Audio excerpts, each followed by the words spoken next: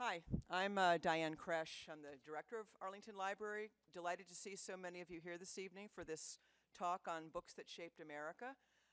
We have a couple of guests this evening. First, I want to introduce Mark Dimunation, who is the chief of the Rare Book Collection at the Library of Congress. I had the pleasure of hiring Mark to work at the Library of Congress. He was then employed at Cornell University, but he's been in the rare book field now for a number of years, and we were fortunate to have him join the Library of Congress, and he and I had the pleasure of working together then for several years before I came to Arlington. We're also joined by Bess Fox, who is the assistant professor of literature and languages at Marymount University, and she's a specialist in 20th century American literature, which is certainly pertinent to the topic this evening. So I'm going to turn it over to Mark to contextualize what this project was and how it came to be and why some books are on the list and some aren't. And I'm sure many of you have your own ideas about what belongs on the list. I have a couple of my own that I plan to share later in the evening. But I do a little bit of traveling with my job, not as much as I used to, and I was in Croatia several months ago visiting a number of libraries, and I was delighted to see on a shelf, very prominently displayed in the front of the library in Croatian, Dale Carnegie's How to Win Friends and Influence People. So when you talk about books that shaped America, they've also in many ways shaped the world and certainly shaped others' perceptions of Americans. So with that, I will turn it over to Mark and Beth. We will have an opportunity for many of you to ask questions or share your own observations. And if you didn't get a handout, we've gone to make some more. So not to worry, when the handout arrives, just raise your hand and I'll make sure you get one. Okay, and thanks for being here. Hi, everyone. Nice to be here tonight. Please start thinking about, we asked on our website 2 questions when we mounted this exhibition. Which book do you think was most influential in shaping or changing America? And the second is, what book was most influential to you personally? We were interested in both of those. And our goal was to combine these into a list that would spark dialogue about reading in America. So let's talk a little bit about the books that shaped America. I think if you ask any person or any group to list a set of influential books, you will get randomly, wildly varying lists. It's just the nature of the book itself. We have learned very much by this process that everyone brings certain expectations to what a book is about, and depending what our world field is, whether you're an historian or a literature person or whether you're working outside of the library, you have a different notion of what these books do and what they may have done in America. As a result, Books That Shaped America is an exhibition that was brought together, a group of books brought together by a large team of curators at the Library of Congress. There's a core group of us, of 4 of us, and then we polled our colleagues to list books that had in some way influenced, shaped, or affected the course of American life, culture, politics, or philosophy. So let me say this right up front. God is not an American. Therefore, the Bible is not an American book. We kept our list to American authors. Every time I talk about this, the first question is, why isn't the Bible on the list? And so we've answered that one already. Secondly, we're looking for books that shaped America. We're not trying to do a list of the best books, nor are we trying to do a list of favorite books. In fact, some of the books that are on here were not well received and have consistently been derided over time in history, but still had a profound impact on how we saw ourselves or how we actually governed ourselves.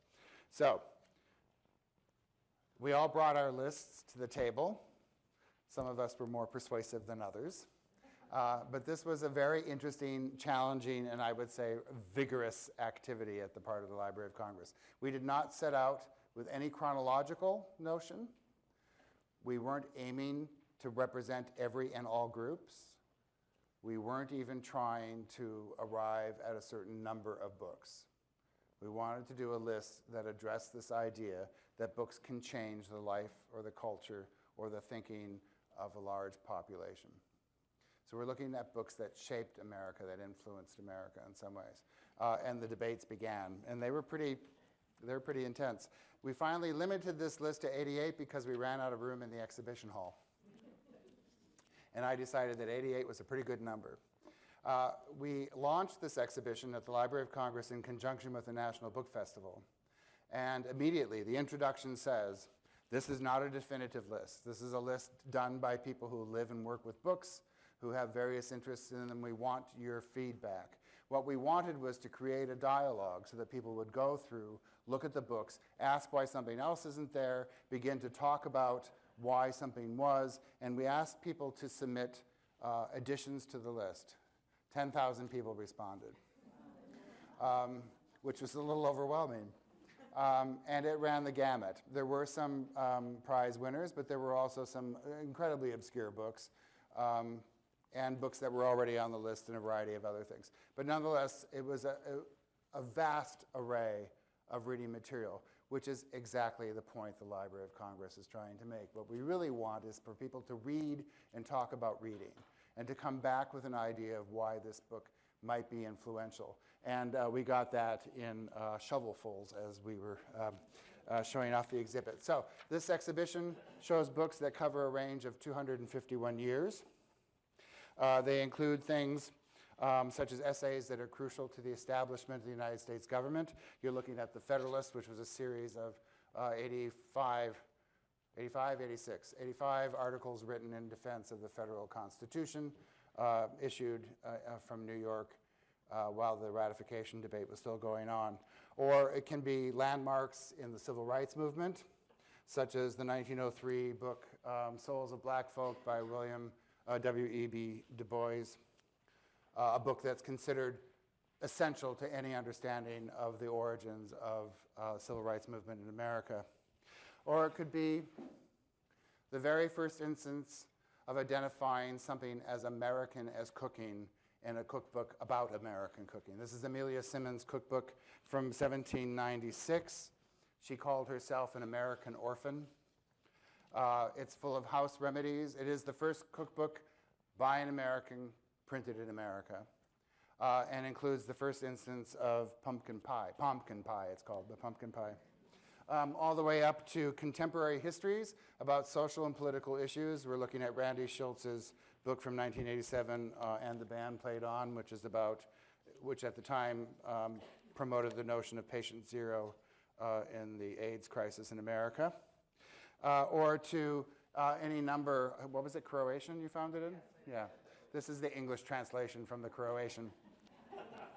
Dale Carnegie's 1936 publication, How to Win Friends and Influence People. This is one of my favorite popular promotions I've ever seen on a paperback. Do you see how this is copy number 1,869,341. Every book was numbered, so when you bought it, you knew where you stood in this line of people buying this publication, which I think is a terrific idea. In each of these categories, of course, you can list 5, 10, 20 other books that hang on this same listing. But this is an idea of what the list was trying to promote, as well as, of course, masterpieces of poetry or literature, such as Fitzgerald's The Great Gatsby, published in 1925.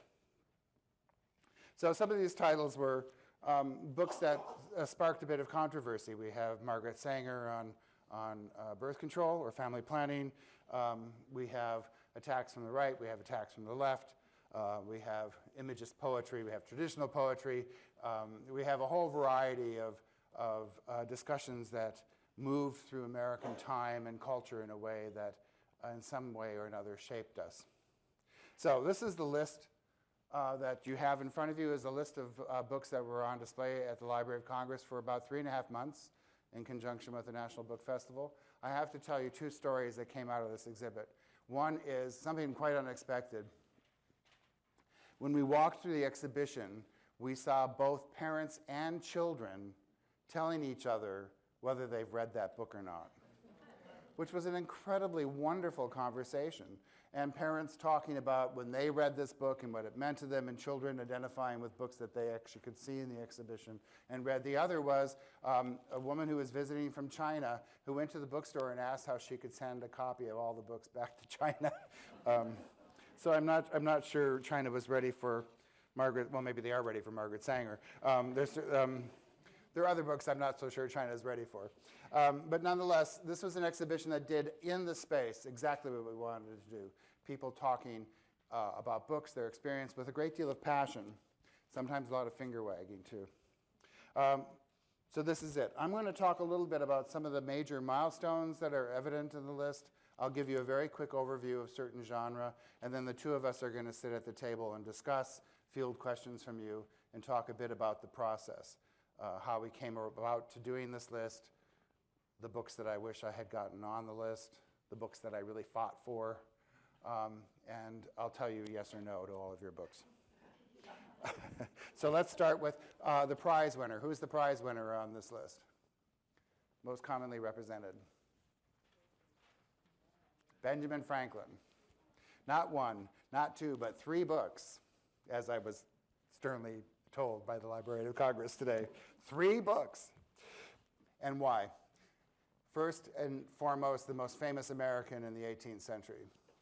So anything produced by Benjamin Franklin would actually have the attention of Europe. Secondly, a man of science, a man of letters, a man of politics, a man of philosophy, a man of philandering, sort of an all-around Joe. But 3 distinct kinds of works that he published. The one that first comes to mind, of course, is Poor Richard's Almanac. This is actually an interesting story about Ben Franklin and how he gets into this field. Ben Franklin, of course, is not born in Philadelphia, right? Very good, Boston.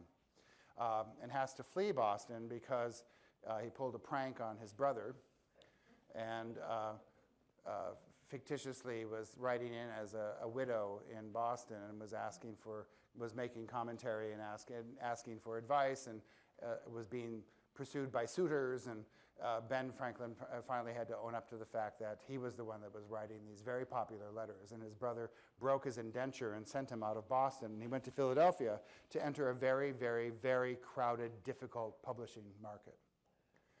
And so he thought he would choose the most heavily published literature in Philadelphia, almanacs, and break into it. How did he do it? He concocted Poor Richard, sort of a slightly morose, henpecked, unhappy farmer outside of Philadelphia, who wrote in to complain a lot. And then on the cover of the very first few issues, Poor Richard sent his sympathy to the family of the major publisher of almanacs in Philadelphia about the death of the publisher, who had not died. Well, the other almanac wrote back and said, "This is outrageous, he's still alive." To which Poor Richard said, "The family is suffering enough, and the fact that this publication persists in this rumor is really heartbreaking." This went back and forth, all the while, of course, Poor Richard's building up until he emerges as the #1 almanac. When the other publisher actually does die, Poor Richard's, in true spirit, says, "It's about time they owned up to this." So what I'm telling you is a story of American wit and humor in letters tied into one of the quintessential American publications, an almanac that tells you when boats arrive, that tells you when the sun is going to shine, when it's going to rain, and how much toll you have to pay when you travel between Boston and Philadelphia. The second Franklin publication, his experiments with electricity. Franklin became the first American to gain any kind of international reputation through this work. He was invited by the Royal Academy to publish this. He was given a prize for it. He's the first and foremost scientist of North America. It also happens to be an important work on the understanding of the positive and negative charges of electricity, and in its own right is an important book. So we're introduced to Franklin as the member of the Academy. And the third is his autobiography. This coming out in 1793. I often think of it as a biographical study rather than autobiography, but and it's often referred to as one of the best written forms of personal recollection ever produced in America. You could argue that 3 Franklin is too much, but, you know, I guess it depends on what we're talking about. Franklin is extraordinarily popular on the list and was extraordinarily popular with the readers.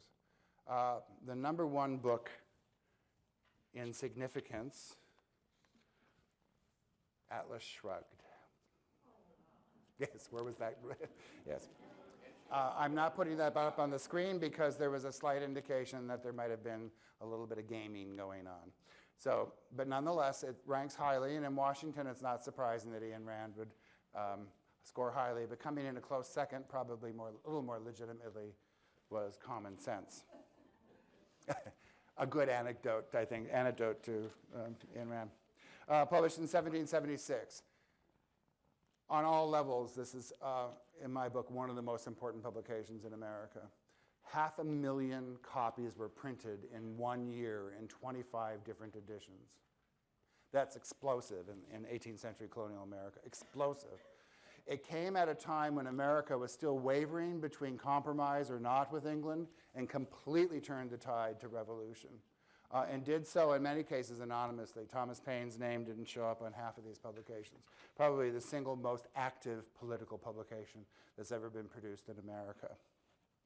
And in my book, the most important or the most significant work published on this list in terms of its impact on America is Harriet Beecher Stowe's Uncle Tom's Cabin. We're looking at the cover of the first edition, and here the frontispiece. Why?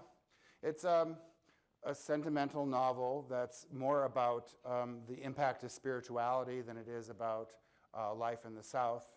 That's at least how it was written. It initially shows up in a newspaper, an abolitionist newspaper, and is serialized and turned into a book, which fails and sits for a long time, and then reemerges and becomes the most published book in America in the 19th century, making Harriet Beecher Stowe the most successful female author of the 19th century. Great deal of wealth, great deal of control, great deal of controversy. The South is irate. One of the few authors of the 19th century whose name is actually raised on the floor of Congress in opposition. The South objected to her unfair treatment of the life of slavery. And mind you, she was describing a very Eastern form of slavery in America. There are much more severe examples that she could have chosen. There's an apocryphal story about Abraham Lincoln saying, "So you're the little lady that started this war."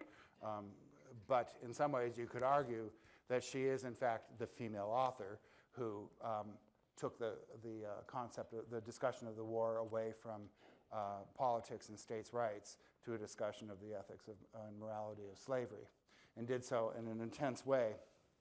Millions of copies of Uncle Tom's Cabin have been produced. It has never stopped being published since the day it appeared in book form. It sparked a whole variety of stage shows. Uncle Tom's Cabin written in books, words of 3 syllables, 2 syllables, Uncle Tom's Cabin, 5-minute productions, 10-minute productions. Then came the very awful Tom shows, which Harriet Beecher Stowe has nothing to do with. So this book often carries with it in our period a kind of racist overtone that's really not present in the novel entirely, but was perpetuated by these vaudevillian shows which were full of stereotypes. She was so attacked that she produced the next year this, The Key to Uncle Tom's Cabin, which says, no, really, this is based on fact. Here are all the newspaper articles that I read that talk about what I published. And here are the testimonies of the people that I interviewed that told me the stories that are in Uncle Tom's Cabin. So a book that starts as a fictional serial in an abolitionist newspaper emerges as the center feature of the discussion of slavery in America. Harriet Beecher Stowe shows up twice on the list, which shows you the enormous range and ingenuity of this woman. The other is for a household manual, trying to elevate the life of women to that of a science. Another sure bet, I guess you could say, is this, Uncle Tom's Cabin, Huck Finn, 1884. Hemingway said, all modern literature comes from one book by Mark Twain called Huckleberry Finn. All American writing comes from that. There was nothing before, there's been nothing good since. And I think it's hard to argue against having this book on the list, even with the modern controversy that Huck Finn seems to promote in some communities. It still is a snapshot of an attitude and a culture of life, and loaded with a sort of, again, another form of American humor that only Mark Twain could provide. In a different way, Upton Sinclair's The Jungle, coming out in 1906, helped sway a political argument. There was already investigations as to the meatpacking districts and how meat was handled in America, but The Jungle was one of those books that lit the fire under the legislation and lit the fire under the conversation. It exposed horrendous conditions and changed the way we eat as Americans. And in fact, we're still feeling the implications of this book as each time food products are put to new tests and new standards, it emerges from the controversy that Upton Sinclair created with this book. A book that some people find surprising on the list, but actually came in as by voting as the 5th most significant book ever published or ever influencing America, is Alcoholics Anonymous, published in 1939. This is a much later printing, the 3rd edition. Some people see it as a self-help book. Bill Wilson, who is one of the authors of this book, is credited by corporate lists and businessmen as the only individual in the 20th century who developed a new organizational structure. Alcoholics Anonymous has no leadership, no governing body, is run by local organizations, and yet exists as an entity. And you can talk about it that way, or you can talk about the fact that 30 million copies have been sold, and that it has been forever in print. It's now in its 4th edition. And in terms of the testimonies that people had in responding to the exhibition, they responded both to the actual genuine impact of, it's called the Big Book on America, by introducing the whole notion of recovery through program. I mean, think how pervasive this is in our life today, and how we all talk about this, stemming from this moment. On the one hand, on the other hand, there are many people who talked about how this book saved their lives. So, quite a dramatic moment for the list. And probably the most popular book mentioned out of 10,000 people, To Kill a Mockingbird. Good choice, do you think? Would you have said that? Yeah. Immediately successful, prize-winning. Again, another book that's never left print, but also a book that never sparked another real publication from the author. So it's really one of those moments in which the book itself exists as an entity. One of the reviews that came out on one of the anniversaries of this book said, it's packed with 100 sermons on how to behave in life, all of them absolutely right. You know, kind of a quintessential American book. So, that's a kind of fast overview of the kind of big hits that run throughout this list. I thought I would very quickly just run through the fiction and theater and poetry, just so you hear the names of some of the books that are there, and then we'll start a conversation if that's okay. So, in terms of literature, the first book that ever became known outside of the United States as a work of fiction, Legend of Sleeping Hollow by Washington Irving. On the list we also have Hawthorne's The Scarlet Letter, Melville's Moby Dick. We have Louisa May Alcott's Little Women, very quickly followed by sort of the subsidiaries of Little Men and Other Stories, pretty much by demand of the readership. We have Horatio Alger stories. Horatio Alger stories. We have The Red Badge of Courage, Stephen Crane, L. Frank Baum's The Wizard of Oz, Jack London's Call of the Wild, 1903. Zane Grey, Riders of the Purple Sage. First Western, really, in case you're wondering why this. And we were talking about this a little bit, maybe we'll get into it in a bit. We weren't really trying to look at representative literature, but the point was made at the table several times that we had to be careful that we didn't exclude literature that millions of people in America read. I don't have a bodice ripper on this. Do you know what that is? A romance novel. They're called bodice rippers in the field. We don't have a romance novel on, some would claim that there are a few that would lean towards that. But this is very definitely a gesture towards millions of cowboy westerns. I just recently acquired for the Library of Congress a collector's collection of 6,000 cowboy novels, and they're fabulous. Many of which you are familiar with, you're just not thinking of them as cowboy novels. So, Tarzan, Great Gatsby, Faulkner's Sound and Fury, Dashiell Hammett's Red Harvest, Gone with the Wind. Zora Neale Hurston, Their Eyes Were Watching God, a novel that was very controversial even in the African-American community for a while, and then was sort of saved by an essay later on where somebody said that this isn't offensive, this is dialogue, this is dialect that she's writing in. John Steinbeck's The Grapes of Wrath, probably on the list the only book, in fact, that did inspire legislation.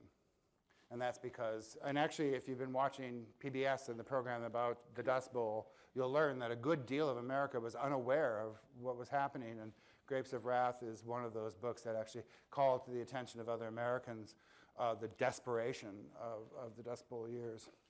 Hemingway's For Whom the Bell Tolls, Richard Wright, Native Son, Betty Smith, The Tree Grows in Brooklyn, Salinger's The Catcher in the Rye, Ellison's Invisible Man, Ray Bradbury, Fahrenheit 451, Atlas Shrugged, as I mentioned, Jack Kerouac, On the Road, To Kill a Mockingbird, as we saw, Catch-22 by Joseph Heller, what became one of the preeminent Vietnam novels, although it wasn't about Vietnam at all, but emerged in the Vietnam generation.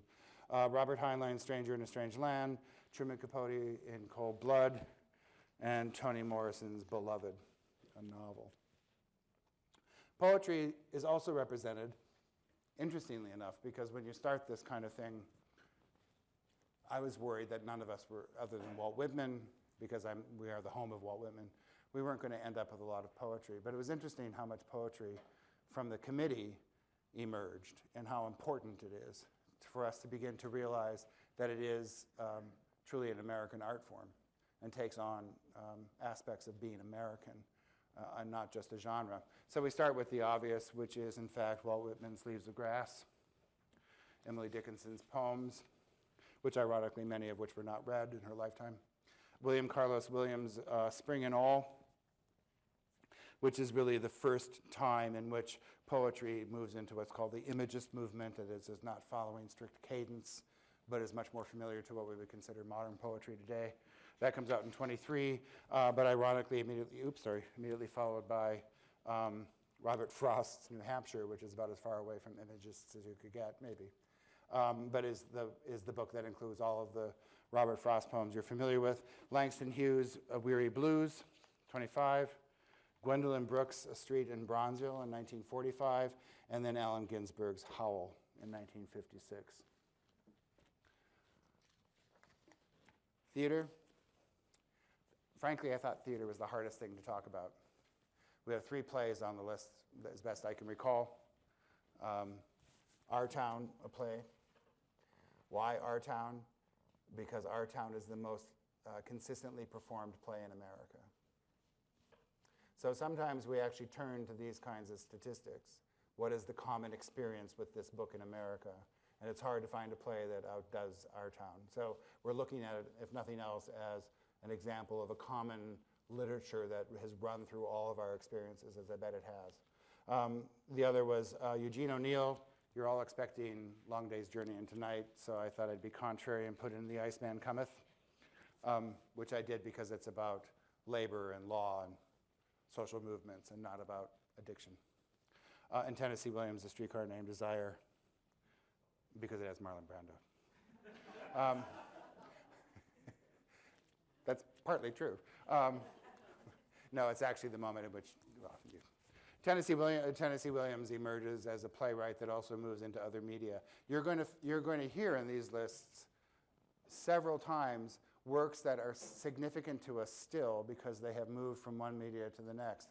And in our book, in our judging of this, that was actually a positive. It was an indication that it had ongoing influence in American culture.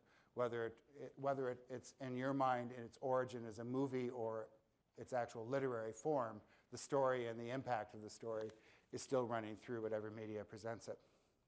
And then the area that most people adore and have very strong feelings about, not religion, not self-help, not politics, children's books. More passionate stuff about children's books than anywhere else. Starting in 1788 with the hieroglyphical Bible, Isaiah Thomas, a very important American printer that needs to be included, but we've included it because it's the moment in the 18th century. This is an extremely popular Bible that's also extremely rare right now. It's very scarce. It's very hard to get a copy of this, probably because it's been read to death. The entire Bible is presented to children in rebuses or picture puzzles. It's the first time in which, in America, a publication is aimed at the actual vocabulary and size of a child, indicating that we're beginning to move into what will become a 19th century notion that the child is a small creature and not a small adult. In the 18th century, most children's literature is written as if they're small adults. And Isaiah Thomas's Curious Hieroglyphic Bible is the first clue that change has been made. We have McGuffey's Reader. We have Horatio Alger's Mark the Match Boy, and any other number of self-help books, all written for the attention of children. Of course, The Wizard of Oz in 1900. And I think this is rivaled by probably Harry Potter and, what's the vampire thing that's, Twilight. Twilight? Sorry, I just became very old. Twilight and Harry Potter are probably good examples of this as well. Baum had no intention of doing what he ultimately did. It was such intense public pressure to continue to write that all of those Oz books that came after the Wonderful World of Oz is in response to a massive public response to his book, and a very interesting moment in publishing history. Charlotte's Web, 1952. A child's book that's popular in part because it's so amusing and entertaining to adults, I think, probably as well. Cat in the Hat, 1957. Snowy Day, 1962. Why? Because, well, it's a fabulously beautiful book. If we're looking for significance, it's the first full color production mainline book that has an African-American child as a central character.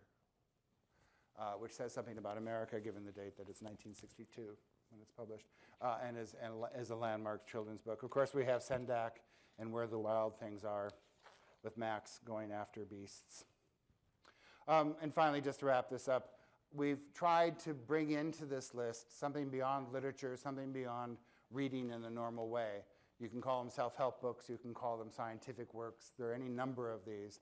But just to give you a flavor of what we were choosing, the Survey of Roads of the United States from 1789, the first full mapping of what was then the United States, fundamentally altering the notion of the continent at the time and perpetuating what we still deal with today, only ours talk to us now. Not so much for me today driving over here, but they're supposed to talk to us. Jacob Riis, How the Other Half Lives, 1890. One of the early photojournalist essays exposing intense poverty in the city. Irma Rombauer, Joy of Cooking. How many of you use Joy of Cooking for Thanksgiving? Oh. How many of you use the internet for Thanksgiving? How many of you went to someone else's house for Thanksgiving? There you go. So this is one of the hot debates in the committee. Hot. Why not Julia Child? So the number of publications of Joy of Cooking, 18 million copies sold.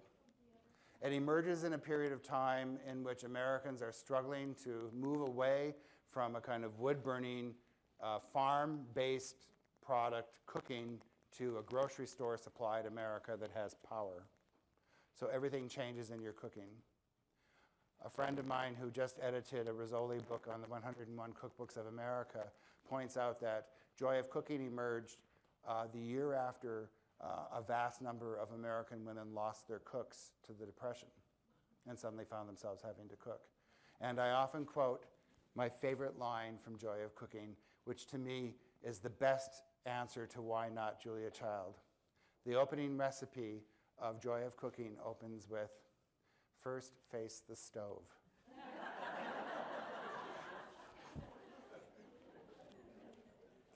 I'm a product of this, I have to tell you. Spock's common sense book of baby and child care, where children could have joy, children didn't have to have a schedule, children could be entitled and run havoc, and a book that fundamentally altered the way in which children were reared in America. And finally, as just an example, Betty Friedan's Feminine Mystique, a book that sparked a conversation that is still playing out and sometimes rises and falls in America today, just as an example of a socio-political discussion that can actually take on a life of its own. There are many other examples of that. So that's a very fast kind of impressionistic overview of the exhibition. I thought we would have a conversation, the two of us, about how we did some of this and some of the difficulties, the books I lost, the books I forced through, and why we chose some books, and then we'll field questions from you. I'm sure some of you are all ready to say, why did you have such and such and not such and such?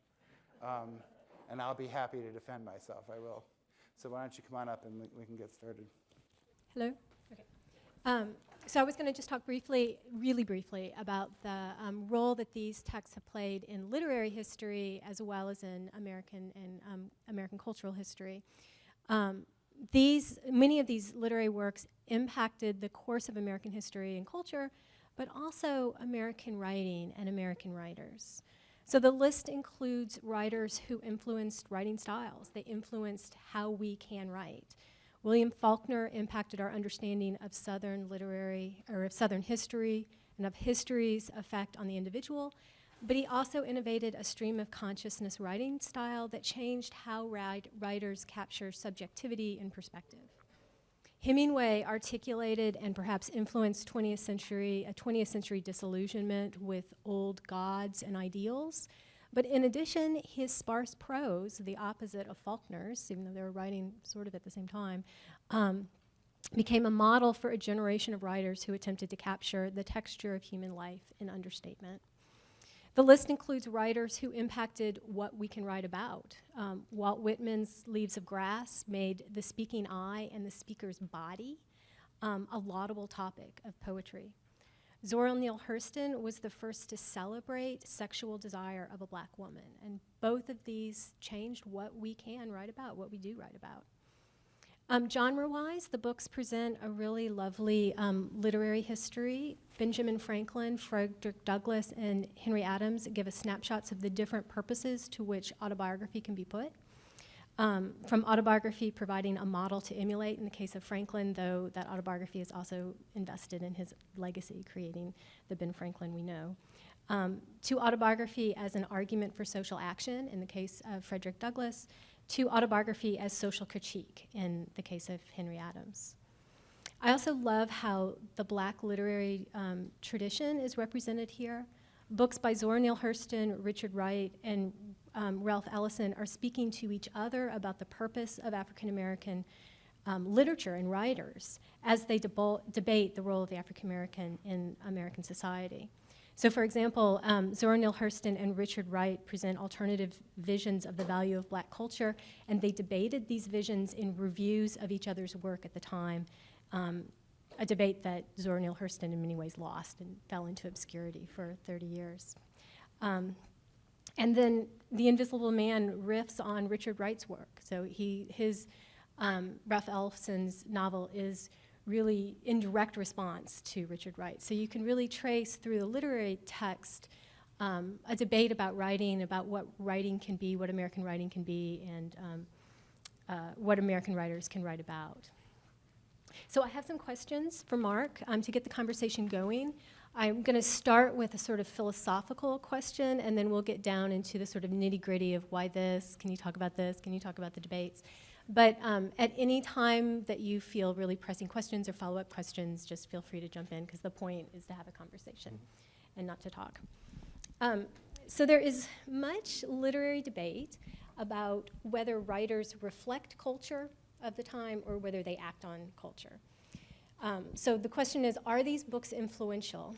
because they crystallize burgeoning cultural movements and trends. And Mark already mentioned, we talk about the jungle as creating the FDA, but all that legislation was already in Congress. It was stalled in Congress, but it was already in Congress before it came out. Or do books mark breaks and changes with new ideas? So you've spent a lot of time with these texts, and so I'd love to hear your take on whether the power of books is in articulating cultural trends or in creating new ones. I think it's a great question, and I think it actually articulates some of the confusion and frustration we had in the committee, because we often found ourselves asking this question: is it an important book or does it reflect an important time? And I think we came around to the decision that both aspects of fiction work and both are present on the list. So there are, in fact, I would think of, for example, Red Badge of Courage, which is written much after the Civil War, 1890, I believe. Is not although it's a Civil War novel, is not a Civil War novel. It's about the dilemma of an individual in this situation. It does not write about troops or warfare. It's completely a novel that raises the issue of violence and war, but is couched in an historical moment, and I think changes the way in which we continue to write and discuss war, write about and discuss war. Gatsby, on the other hand, I'm not sure. I'd be interested to hear what you have to say. Is Gatsby a reflection of the 20s, or is Gatsby providing the 20s an explanation of who they are in some ways? Some of these are hard to, I'm trying to think of a novel that will help me pin this down. Give me a novel that will help me pin this down.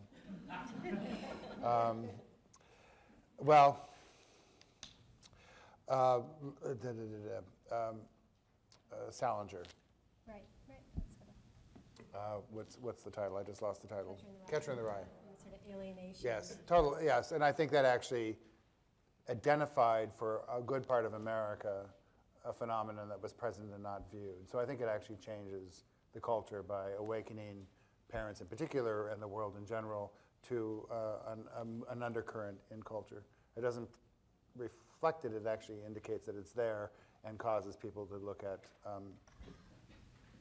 adolescence differently. Although, interestingly enough, that novel probably wouldn't fly today. I'm sure no one reads that now because the ennui is just unbearable.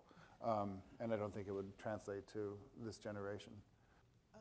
An author who perhaps during her time or his time was actually quite influential perhaps, but now seems sort of passé. And the author that comes to mind is Edna Ferber, whose books and the role of women were quite progressive, but now people kind of think of her as a bad romance novelist. Yeah. I think this is when the discussion of impact and significance really comes into play. Although it's not necessarily so that a book has to have currency for decades to come. It can have a really profound impact.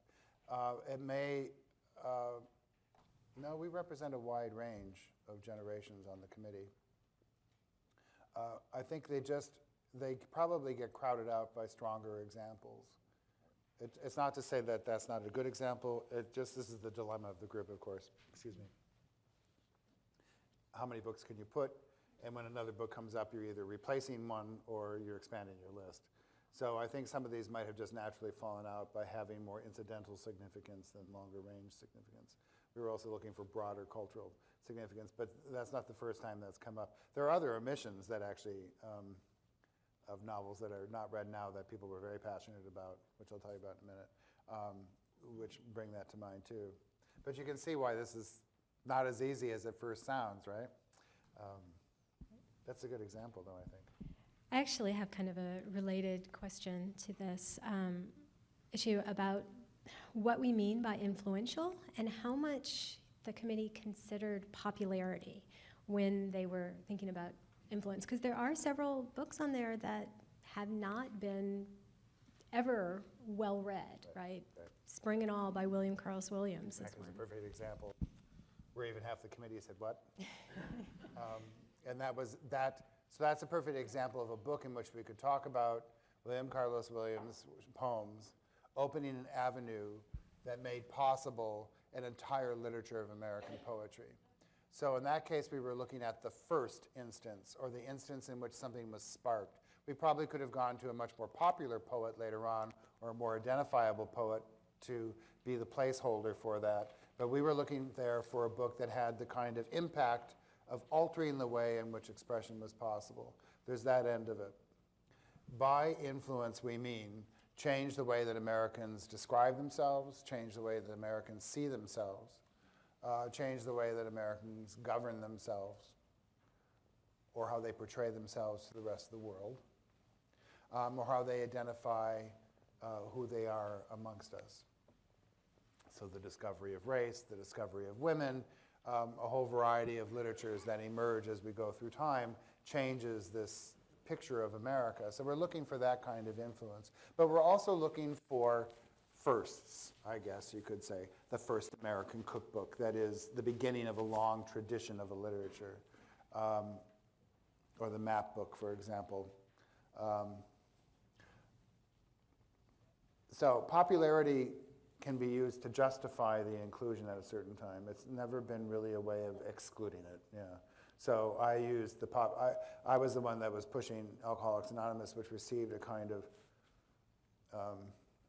not resistance, but people were a little surprised. And then when you just have to rattle off 30 million copies, and it's kind of hard to argue that it hasn't had some kind of impact. On the other hand, there's a book right next to it on the list that never went past 100,000 copies, and is clearly known to all of us and has impact. So we purposely try to not do the 100 most popular books, which would be just dull. You have to, if we actually did a list of the 100 most popular books in America, you would be mortified. You would wonder where all these people live, because they don't live next door to you. Yeah.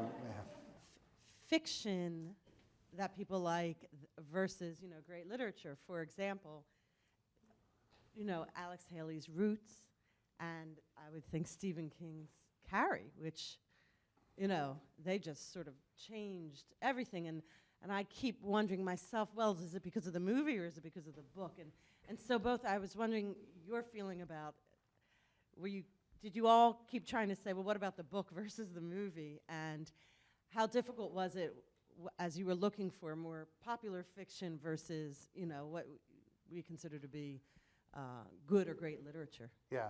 Alex Haley is also represented with Malcolm X, although you don't know that, but he's responsible for part of the production. But that's not why Roots isn't there. Roots wasn't there because we ran out of room. This is the time where I can now reveal that the conversation of the 12, the additional books that make 100, Roots is on that list, and will likely show up. Do you want to hear the 12 that we're talking about? Yes. Will that change your mind? Yes. I thought maybe I would wait to hear them from you first. But I'll tell you. Willa Cather's My Antonia. Sandra Cisneros, The House on Mango Street. The Friedmans, Free to Choose, A Personal Statement, Market Economy. Alex Haley, Roots. Ken Kesey, One Flew Over the Cuckoo's Nest. Sinclair Lewis, Main Street. This is a major omission, I have to confess, and was horrified when I realized that we just forgot it, really. Edgar Allan Poe, Tales. Book of Mormon. Most consistently asked about book, probably after the Bible and a few others. And there were two arguments. This was actually debated in the committee. It is a religious book. It's apparently an indigenous American publication, representing a large body of individuals. On the other hand, it's localized to the experience of a certain group of individuals. Election aside, does this book have impact beyond the 6 million people that follow it? Although later we were informed that 6 million is larger than the combination of any two other Protestant sects put together, which is very interesting. So suddenly it emerged as a kind of, on the list, as a kind of, from out of the American experience grows this particular notion of religion. The Joy Luck Club, Amy Tan, which was not the Joy Luck Club. I had argued for Manzanar, Farewell to Manzanar. Farewell to Manzanar is what I had argued for, or Maxine Hong Kingston, thank you, I always get that backwards. But this came to be the choice of a particular group of people. And I can probably reveal this, is the one time in which an outside group rallied for inclusion. The Joy Luck Club, Amy Tan. So this is an interesting problem. Yes, you know the problem right away. So we were trying not to be mawkishly representative. We did hold to a standard, a book of a meaning of significance. You can argue that certain books have significance to the community that they're aimed at, and that's legitimate, and probably in retrospect we might have embraced that a little bit more heartily. But we were really looking for a larger impact, and so a lot of these novels that were suggested by various people just fell to second rung because they didn't move beyond popularity to having meaning. But there was a rather persuasive effort on the part of the community to do that, and so we discussed that. Kurt Vonnegut's Slaughterhouse-Five, Alice Walker's The Color Purple, The Little House books by Laura Ingalls Wilder. So those are all popular with you? Not so much with me, but with you? Okay. Okay. I'm curious if I just came recently from running a book club in the Middle East where we tried to overlap with our Arab neighbors and read the same book, and we found that we often interpreted books very differently.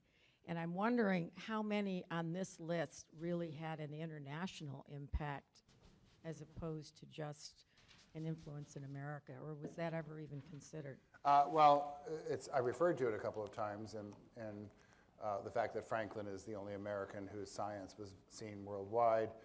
You could talk about, you probably could say that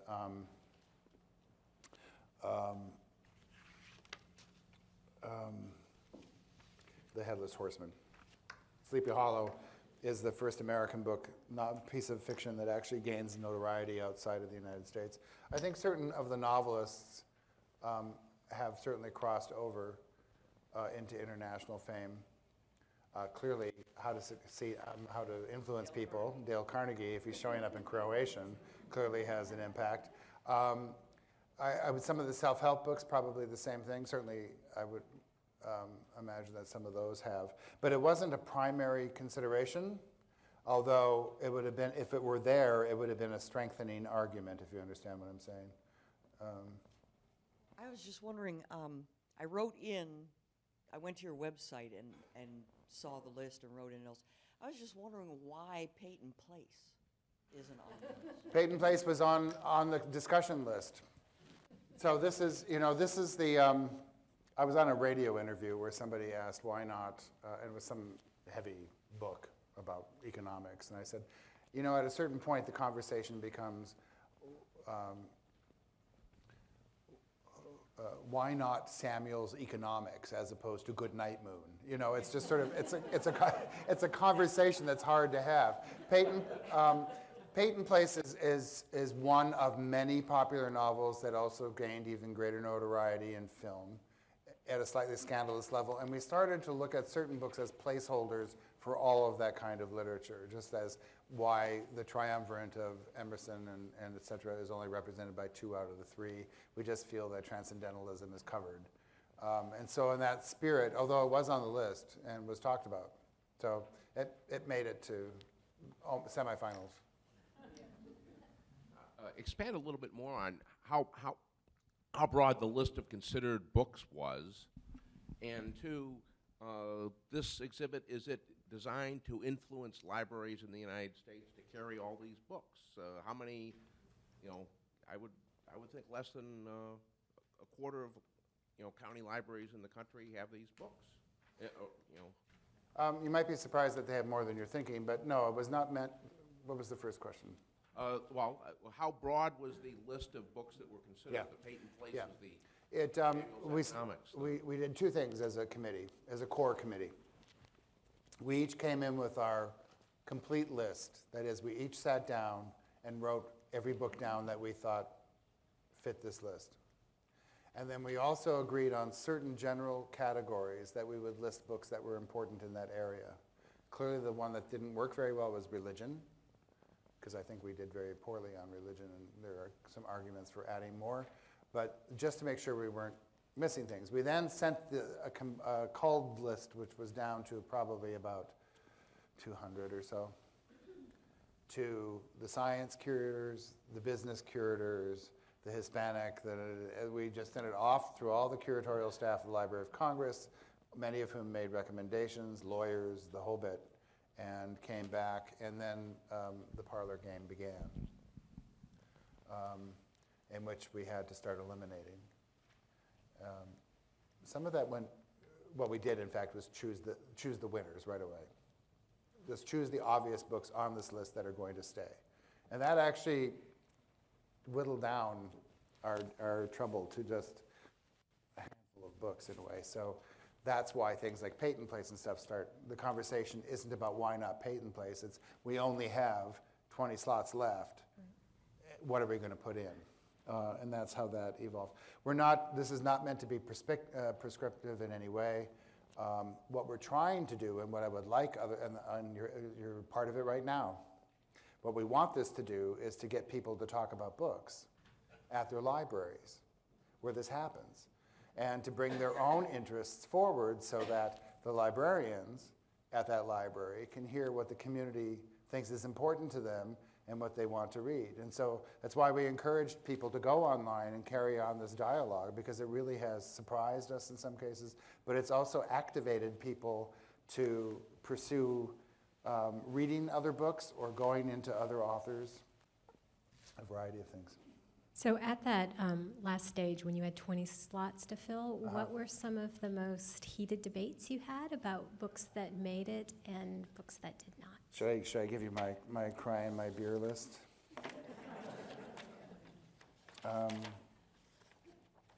The 3 books that Mark wanted that Mark didn't get. I wanted Strunk and White. Isn't that a good suggestion? Thank you very much. And I fill a room when I walk in, and I lost that argument. So the second was Angels in America for theater. I have down here Book of Mormon, but I was a little bit wishy-washy about that. In retrospect, what I wish I had argued much more strongly for was Dick and Jane.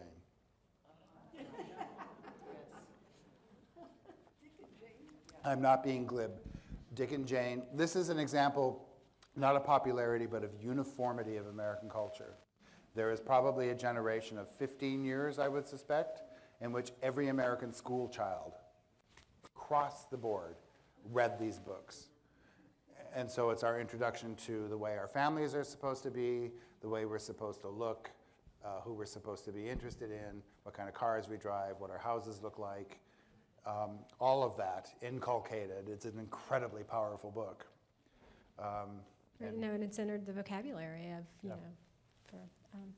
So children's books keep coming up again and again. So I thought, and I know that's what people feel most, or very affectionate for. So I thought you could talk a little bit more about how you decided which children's books to put on the list, and then why not Judy Blume? And I'm sure other people have, their favorites that they wonder. Judy Blume has come up a lot, especially in the last month or so. And she was at the book fair also. So I have to confess, this is a moment where the limitation of a committee can shine through. Because the first time someone said, I'm really almost embarrassed to confess this, said Judy Blume, I said, who? So, the first, hands down, no argument book that came on the entire list, after Uncle Tom's Cabin, actually, Goodnight Moon. Now, people have argued with me about Goodnight Moon. I think they're cold, callous, hard people. But they're entitled to their opinion. Why Goodnight Moon? Because this is not a list of our favorite children's books. That's a different list. This is a list of books that had impact or influence on America, and especially America's children in a certain way. The most consistently read children's book in America, Goodnight Moon.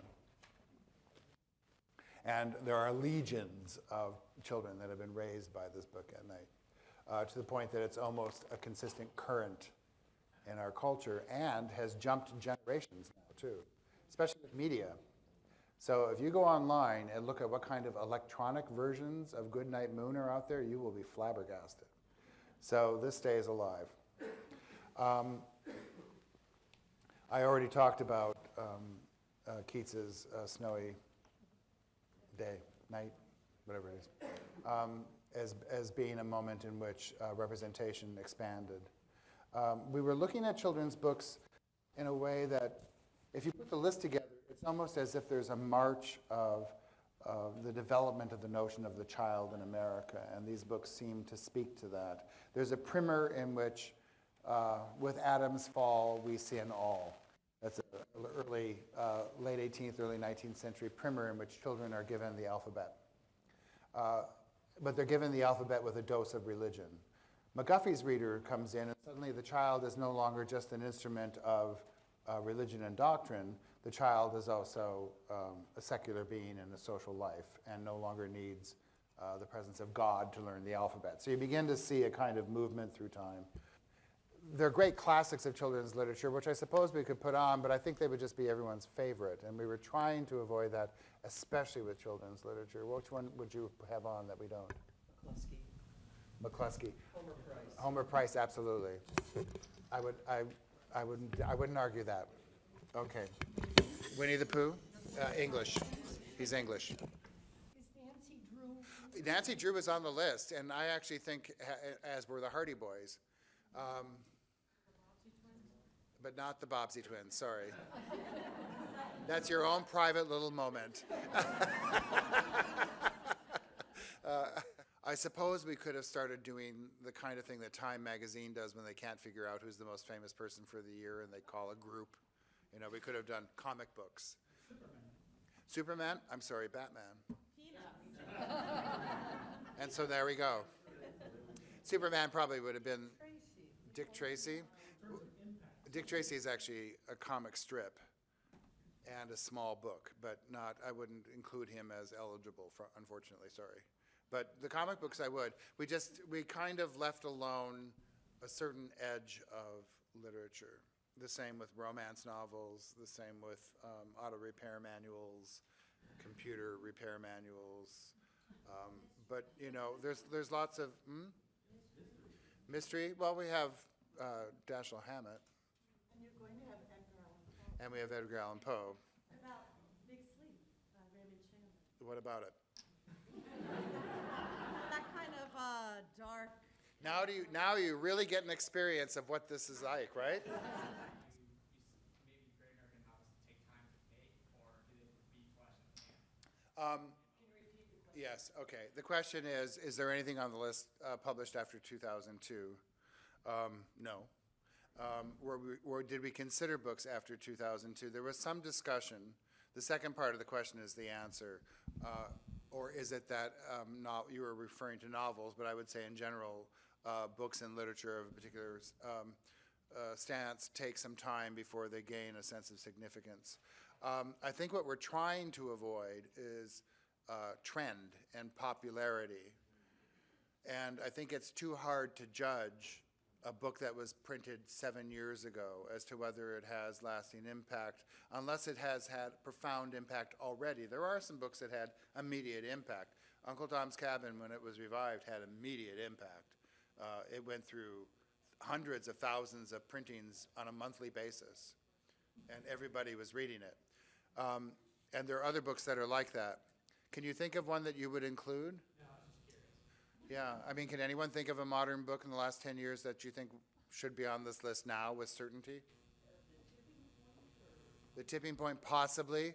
That, you know, to me that feels a little popular, but, you know, we should wait and see.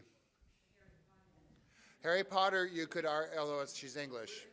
She's English. Thank you very much. That saved me on that one. Go ahead.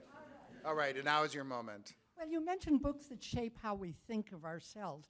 And to me, Elmer Gantry and Babbitt both created types that have persisted in our thinking. Yeah. And especially sometimes Elmer Gantry, which was made into an opera, was...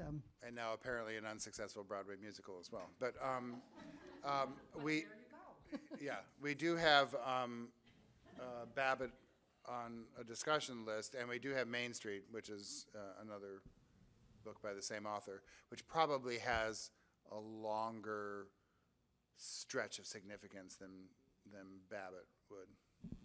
Yeah, do you think? I think Babbitt has had more sort of popular impact in terms of character type, but there's also, I mean, More than Elmer Gantry? Because I think Elmer Gantry really is. I think you just like, what's his name? Burt Lancaster.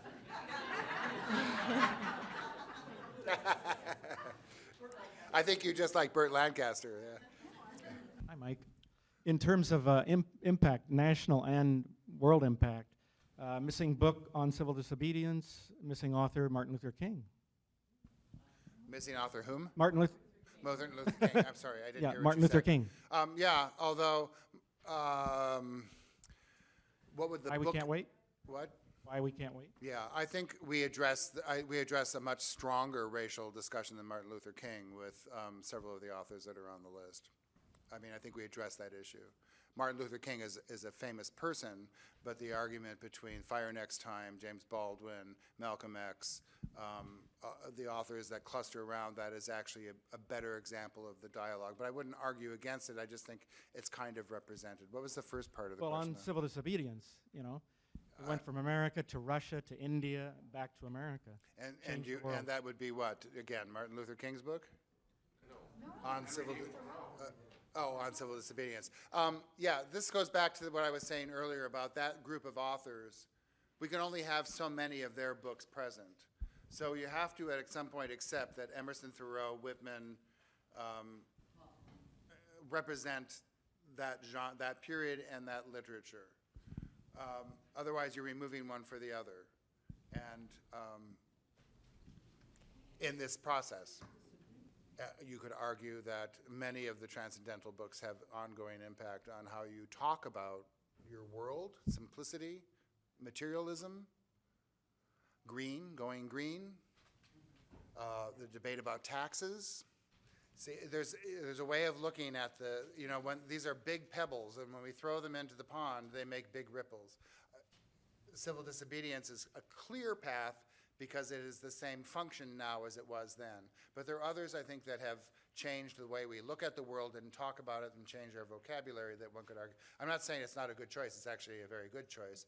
It's just I think we have to, we face that problem of who do we take off in this discussion. And why is one more important? And that's actually what this is about.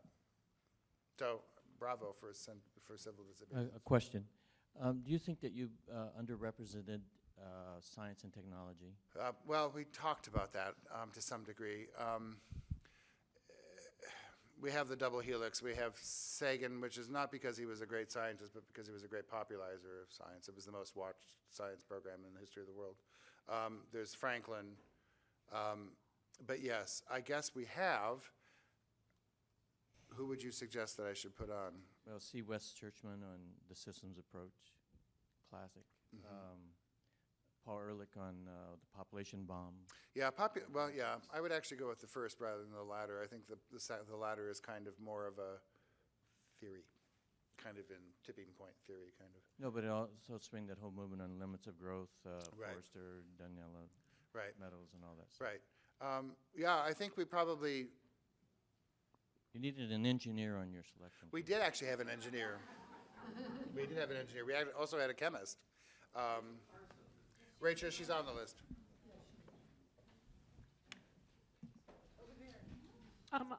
I was just wondering about psychology and relation books like Games People Play, I'm Okay, You're Okay, that have been very influential. I think they've been very popular. Would you argue that Games People Play has been influential in America? I think it's influenced the conversation about how people relate to each other. Yeah, it may have actually influenced certain kind of therapy too. No, I'm serious. Well, yes. It may have influenced the way therapy is conducted in America. I don't think we were avoiding them. They just didn't rise to a moment of bright white light that we were looking for. Yes. Whole Earth catalog. The Whole Earth catalog got. You want to know what took it? I want to know what happened. What happened to it? our bodies ourselves. So put that in your pipe and smoke it, buckaroo. And I guess this keeps bringing up one of the questions I have, is that we'll often see a text on here that's representative of, I mean, adding Main Street, right, to the text, to the list, that's representative of all these Revolt from the Village novels that came out, like Winesburg, Ohio, like Babbitt. So how did you settle on Main Street and not Winesburg, Ohio, or Hemingway? Hemingway had to be on there, but how did you settle on For Whom the Bell Tolls and not another Hemingway You don't even novel? want to replay the Hemingway conversation. So some of these difficult Yeah, I choices mean, that you- the good part is, you know, we can all talk about books that we believe are important, and we shouldn't argue that they are or are not so much as whether or not they make a kind of certain list. But the Hemingway conversation was just impossible. You know, it was, do we present him as, you know, when he's in America or when he's not in America? Do we do war? Do we do sex and love? Do we do ennui? Do we, you know, do we do men fishing? You know, it was just... And I think we just opted for the kind of the war novel. But you know, if there had been another person in the room, it would have probably been another book on the list. It was just that kind of conversation. Yeah. That's interesting, though, right? Because no one's really going to argue that Hemingway shouldn't be on the list. So the interesting part of this list, which has to be seen as placeholder and representative, is that this book, that title represents more than just it. It probably represents Hemingway and his crowd to a certain degree, or books about Americans in Europe, or books about Americans in other people's wars, or whatever you want to see it as. So it's kind of both, although I feel bad about comic books now, I really do.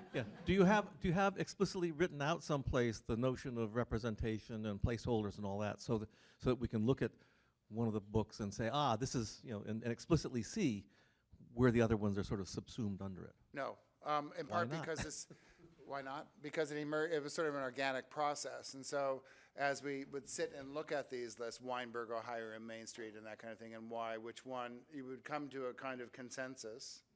And it was kind of an understanding that you were giving a nod to other similar books. Some of them are there quite clearly because they and they alone deserve to be in that spot. Others are there because it could have been one of any number of 19th century novels or one of any number of 1920s authors, all writing about, you know, the same spiraling down of American culture. Now, the only one that I kiboshed entirely totalitarian fashion was a member of the committee who was so eager and excited about this said, "The Yearling." And the entire room was dead silent. And yeah, and so I said, you know, that might be one of those generational moments. So it didn't go on the list, but I'm sure it's important. Do we have time to talk, for people to talk about books that are important to them personally? But you want to ask a question first. The question is, have I read all the books on the list? No, but I have read probably about 80% of them. And say again? She's asking me if I've read all the 12, and I've forgotten the 12. No. They're still being discussed. They are being discussed, and they're not set in stone. Yes, no, no, yes, yes, yes, yes. I've actually read the Book of Mormon because I teach it. No, no. Oh, I'm sorry. What about popularizing U.S. business management? The first one I couldn't think of is the Peter Principle, but you had all these other ones that have come since then. Yeah, this whole genre of literature is kind of, I don't know if we're ready to measure the impact of that. It kind of goes back to Tipping Point and other things. These are kind of repackaging of ideas that get a kind of handle, or if they're good, or a gimmick if they're bad, that become very popular. But whether they are significant to our life or not. I don't know a way of judging, but it doesn't mean that we wouldn't include them. We didn't have a way of really seeing that come to fruition. We certainly have a muckraking, which is attacking corporations. I mean, Standard Oil and Meatpacking and Ralph Nader's on there, and you know, that we have. But the other, I'm sure, is an omission, probably just the lack of skill on our part, but we couldn't quite get a handle on it. You have Idaho as the Writers Project state that you chose. Could you tell us why? Two reasons. One, it represents a large body of, it's a placeholder, this is the question. It's a significant example of a large body of literature that came out of the federal writing project during the Depression, some of which remains important. It also changed the nature of tourism and tour guides in America. It also employed most of the professional writers in America for a certain period of time. It's kind of like gift books in the 19th century had every woman and every major poet contributed at least something to it. In the 20th century, it's the Federal Writers Project. That's the first part. The second part, one member of the committee is an expert on it, and I said no to the yearling, so he got Idaho.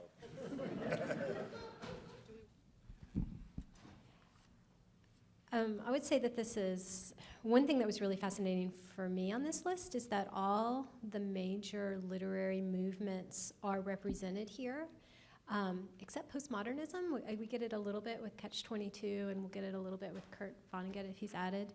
So it made me think about maybe the obscurity of literary trends at the end, you know, and some of the literary trends at the end. So I think it's interesting to think about the long-term impact of the literature that and the theory that we spend a lot of time talking about in the last 30 years of the Academy, and whether that is going to last or whether it's going to take another 10 years for it to really seep in, another generation for it really to seep in. But it was interesting to me, the literary texts that were on here, some of them which are not well read today and are considered mostly read in school, and to think about the things that aren't on here that we spend a lot of time at the university talking about. So that's what I'll take from this, right, is to think about what we do and the conversations we have that matter in the larger world, right, as opposed that matter to in the literary history world. The originating impulse behind this exhibition was to find a way in which the Library of Congress could bring people together to talk about books, the experience of reading them, and what they meant in their lives. And we did this in a way in which we wanted to talk about books that had enduring influence on America or on Americans, but we also wanted people to think about books that have had profound impact on them. I'm a rare book librarian. I'm also an American historian, and I can say in all the years that I've worked, and I think this is entirely true, every major political, social, and cultural movement in America finds its way through a book, or we find our way back to a book in order to understand it. And so this becomes a really important conversation for Americans to have, and as the nation's library, we wanted to spark that. So we came up with a list that we knew would rankle, that we knew would have omissions, that would maybe surprise people, and certainly remind them of books. And what I would like to see as the next step, there are a couple things. We're about to launch a similar list for a different reason on books that, the 100 most influential books in the world. Pray for me.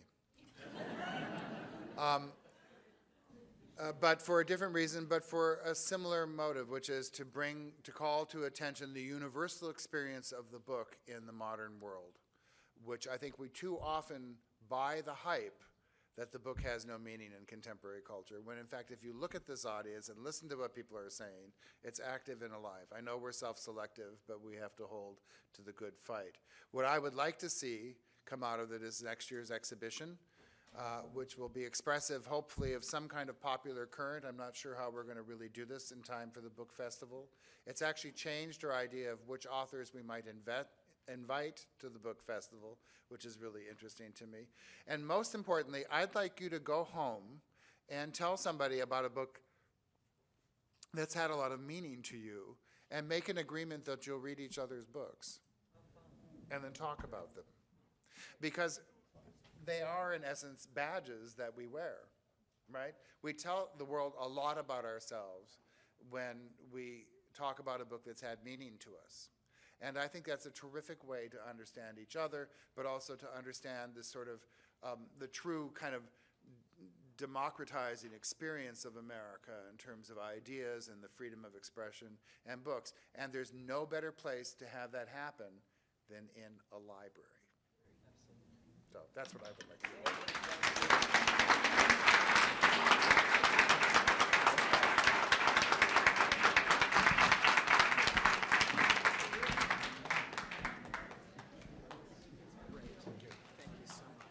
My pleasure. IFLA meeting.